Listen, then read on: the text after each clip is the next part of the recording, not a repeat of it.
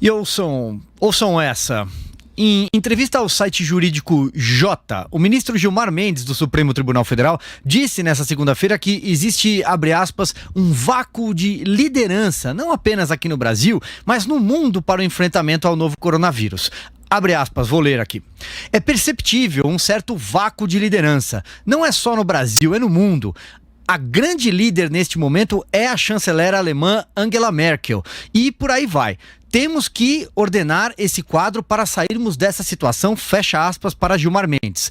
Ele também afirmou que, no cenário atual, ganham destaque a atuação de governadores, prefeitos e do Congresso Nacional e defendeu a atuação dos militares na organização do país diante da pandemia. O ministro do Supremo declarou ainda que, se Jair Bolsonaro baixar uma norma revogando o isolamento social como medida de contenção, provavelmente essa medida será derrubada pelo Supremo. Zé Maria, como interpretar aí essas palavras de Gilmar Mendes quando ele fala em vácuo de liderança não só no Brasil, mas no mundo?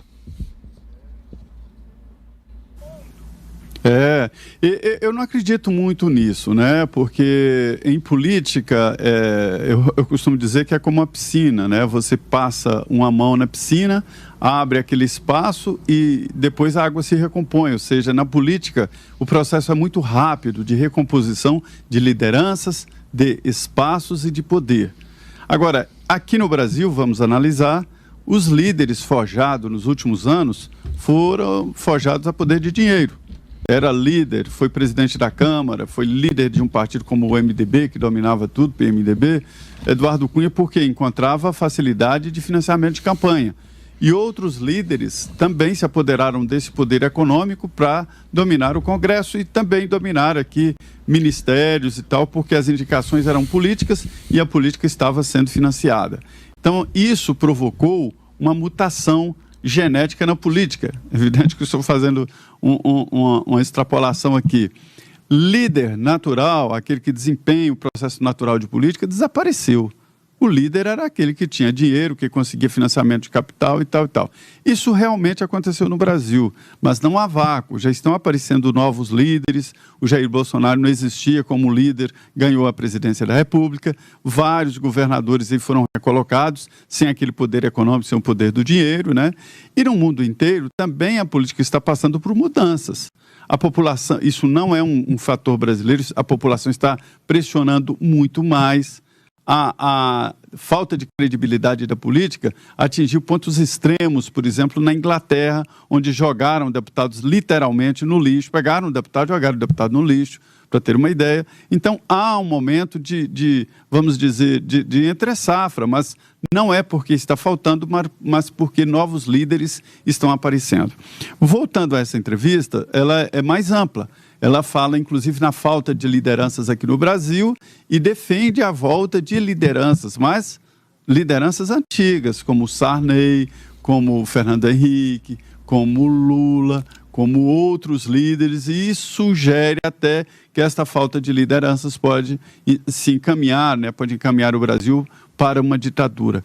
Eu não acredito. A população brasileira não gosta de ditadura, nós não temos essa cultura aqui, alguns defendem sim, mas também não tem a cultura de aceitar a velha política para comandar o país e muito menos volta deles, né? Então esses líderes foram líderes lá atrás e alguns que eu citei aqui não deram certo definitivamente. Exatamente. Recapitulando aqui, para passar a bola para o Augusto Nunes, como eu disse, o ministro Gilmar Mendes afirmou hoje que existia um vácuo de liderança, na opinião dele, não só no Brasil, como no mundo. A frase foi: é perceptível um certo vácuo de liderança aqui e no mundo. E a grande líder neste momento é a chanceler alemã Angela Merkel. Também quero complementar, Augusto, já entregando aí a palavra para você, a bola um pouco mais azeitada, porque tem mais um ponto que o Gilmar Mendes andou falando hoje, e esse eu acho até pior do que a frase anterior. Ele afirmou que tão logo a segunda turma da corte, aquela, né, possa voltar a se reunir presencialmente, levará a julgamento o habeas corpus que pede o reconhecimento de suspeição do ministro da Justiça Sérgio Moro como ex-juiz da Lava Jato. Então aí te entrego a bola já com duas pernas, dois lados, Augusto. Muito simples.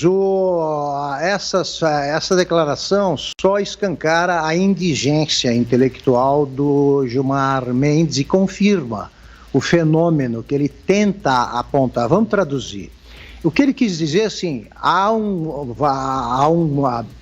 são cada vez mais medíocres as lideranças políticas e que atuam, lideranças políticas que atuam também em outros poderes, caso dele, né? Não é liderança, é cargo de relevo eles ocupam.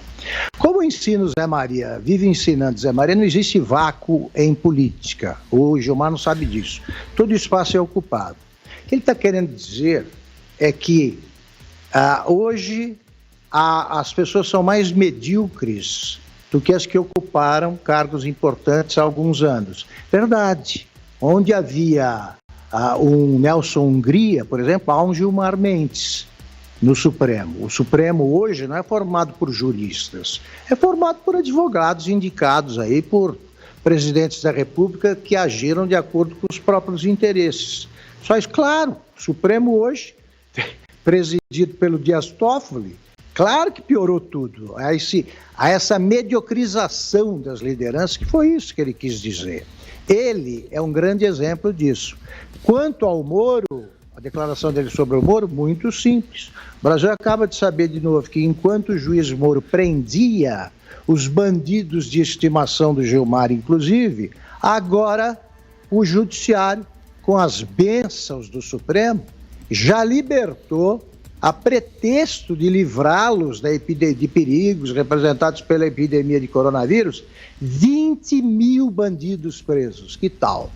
Eles estão em quarentena? Não. Eles estão fazendo o que sempre fizeram. Eles e os amigos do Gilmar, roubando, assaltando e matando.